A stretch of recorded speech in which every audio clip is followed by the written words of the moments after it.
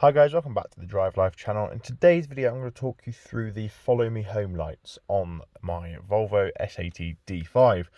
Now as you can see, the headlights are currently on. I've just come back from a journey and I need to perhaps shut the gates at the front to make the house secure, everything like that. So what I'm going to do is use the lights on the car to enable me to do that, and I can control them remotely afterwards. So what I'll do is I'll show you the settings on the car first.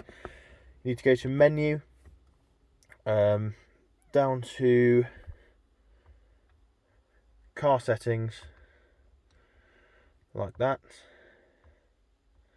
light settings, approach light duration, or you've also got your home safe light duration there, which is the one we're going for. Now as you can see, I've set mine for 90 seconds, which means these lights will stay on for 90 seconds. You can change it, and obviously you've got your approach lights as well there. So that's just a quick explanation of how you do it. So what we need to do, take your keys out of the car, and obviously the headlights turn off. What we're going to do is we're going to pull on the high beam stalk, and now you'll see that we have lights.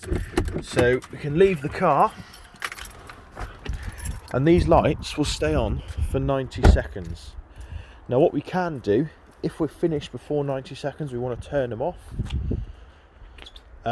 We can use the button on our key, the light button here, and it will turn the lights off just like that.